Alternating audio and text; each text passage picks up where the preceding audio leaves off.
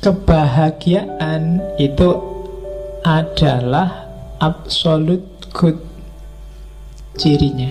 Absolute good itu kebaikan puncak, itu kebahagiaan. Tidak ada lagi yang dituju selain itu. Itu sambungannya yang kedua. Karena kebahagiaan adalah tujuan hidup.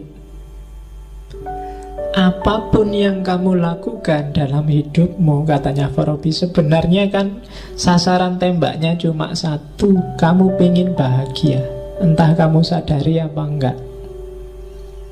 Enggak ada orang yang nyari susah selama dia masih waras. Kecuali enggak waras. Cita-citamu apa? Saya pengen stres, Pak. Enggak ada. Semua orang pengen bahagia. Saya pengen depresi, Pak. Enggak ada. Saya pengen gila, Pak. Enggak ada.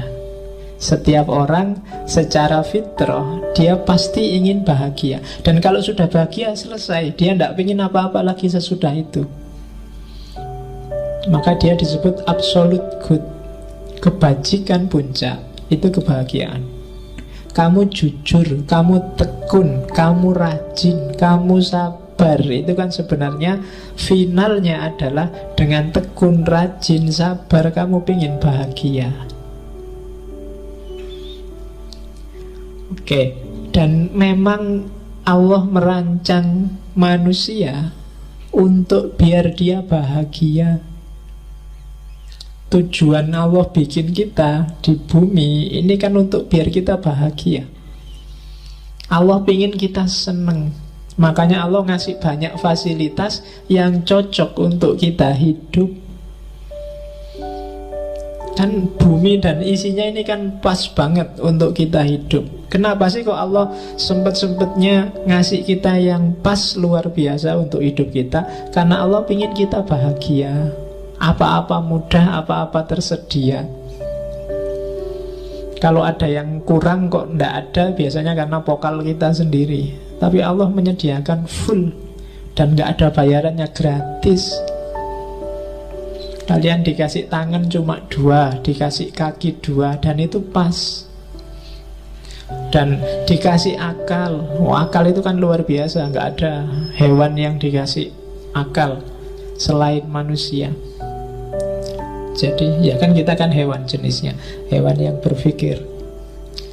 Jadi Tuhan menciptakan kita itu untuk bahagia.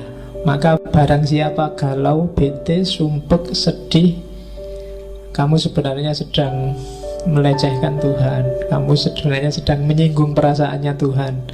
Sudah dikasih macam-macam kok kamu masih bete, kamu masih galau. Itu yang bikin kemarin waktu kamu kecil, waktu kiai-kiaimu selalu bilang bahwa bersyukurlah. Dengan syukur nikmatmu akan ditambah.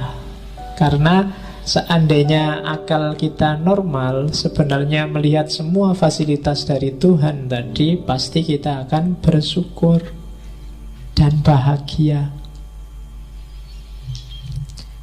Seandainya ada masalah sekalipun, ya mungkin setiap orang tidak ada yang tidak punya masalah. Kalau di persentase, mungkin masalah hidupmu itu tidak ada 10%-nya nikmat dan kebahagiaan yang kamu dapat dari Allah. Silahkan kamu tulis nanti pulang dari sini, sebenarnya problemku itu apa sih? Tesis yang tidak selesai-selesai, atau skripsi yang tidak mulai-mulai, atau apa. Itu problem-problemmu kan seputar-seputar itu aja. Pacar yang nggak dapat-dapat, atau yang sejenis itu kan. Lu itu kalau di persentase dari 100% variabel hidupmu, paling nggak ada 10%-nya. Kamu masih bisa makan enak, masih bisa mandi seger, masih bisa minum teh manis, masih bisa. Banyak orang yang manis saja nggak boleh, teh juga nggak boleh, air putih banyak-banyak nggak boleh, ya kan? Tidur nggak bisa, ngerokok padahal pingin nggak boleh.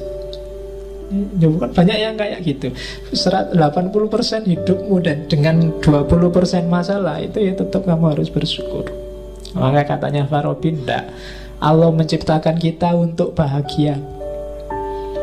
Maka jangan bikin dia tersinggung. dengan kamu tiap hari mengeluh, saya bete, saya galau, aku lagi ndak mood, aku lagi ini.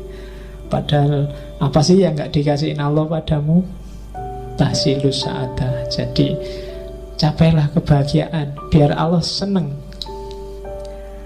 Kayak kalian itu loh, kalau ngasih seseorang, bantu seseorang, dan yang dibantu kok terus alhamdulillah sampean bantu sekarang hidupku beres, aku urusanku selesai semua, yang bantu kan juga seneng.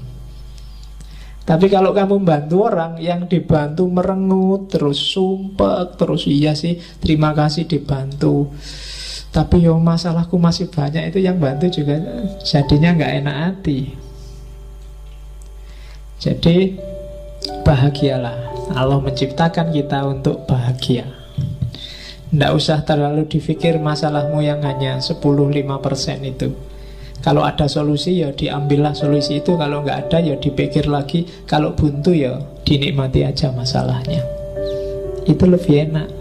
Kan sekarang biasanya yang bikin kamu sumpek kan nyari jalan keluar. Saya nyari jalan keluar nggak nemu-nemu Pak. Ya sudah, kalau nggak nemu ya nggak usah dicari. Oh nggak nemu, dinikmati aja masalahnya. Tesis nggak selesai-selesai ya sudah, ditunggu aja. Sopo ngerti dapat surat peringatan.